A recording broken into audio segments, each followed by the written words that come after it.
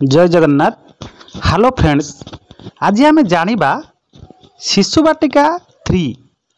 ये जो शिशु बाटिका 3 श्रेणीर पिलामानक पाई दैनिक कार्यसूची जो आमर अच्छी प्रार्थना सभा, गोल बैठक, सकाळ जलखिया, मुक्त खेल, संख्या परिवेश ज्ञान, ता सहित आपणकर रही कला सौंदर्य सृजनात्मक विकास, तापर से मध्याह्न भोजन पर पुणी भाषा साक्षरता, घर बाहर खेल, विदाय, ये जो सब रहिला तांकर सबु कार्य जो प्रतिदिन कार्य शिशु बाटिका पिला मानकर रही से भितर जानिबा मुक्त खेल कौन।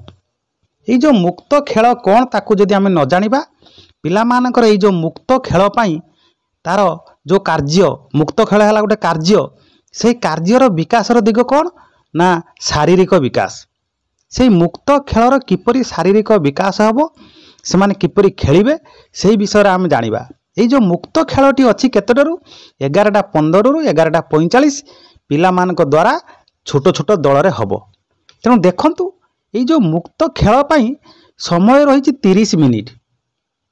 ये जो समय 30 मिनिट रही से मुक्त खेल रे कौन करिवे ना से समय पिला माने निज रुचि और आग्रह अनुसार खेलर चयन करेंगे। तांको उपरे लदी दिया जीवनी शिक्षक कहबेनी जे यही खेलटा खेलवाई से माने निज इच्छा रे खेल आनिबे खेलिबे। मुक्त खेल पाई कौन करा जीवो ना श्रेणी रे जोटी पिला माने बसिथिबे 5टी कोण सृष्टि हबो। मन रखिबे मुक्त खेल पाई 5टी कोण सृष्टि हबो। जो 5टी कोण हबो आपण 4 कोणर 4टी मझिर को साइड रे गोटे बा मझिरे गोटे करि पारंती। आपनक सुविधा अनुसार 5टी कोण करिवे, ताकू कागज रे बद ड्राइंग शीट रे बा चिटेबे बा लिखि देबे, आपण ताकू कलर रे लिखि देबे। तो 5टी कोण करिवे, से कोण 5टी कोण गोटे होउची कला कोण, आ गोटे अभिनय कोण, आ गोटे गढ़िबा तोलिबा कोण, आ गोटे पुस्तक कोण, 5 रे हैला अन्वेषण कोण।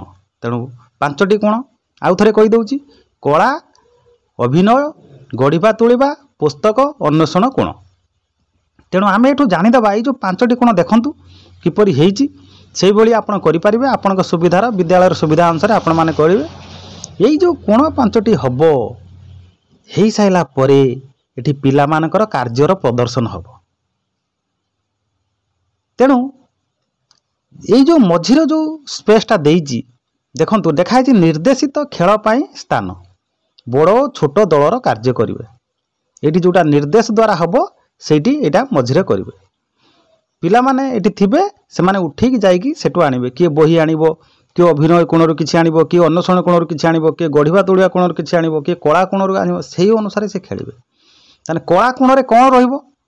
कला कोण रे रहिबो क्ले, क्रेयन, रंगीन कागज, कला सामग्री आपण जहाँ नहीं पारिबे, कैंची, पेंसिल, स्केच पेन इत्यादि कला संपर्क ज्ञान अर्जन करिया पई आपण एठी रखिबे।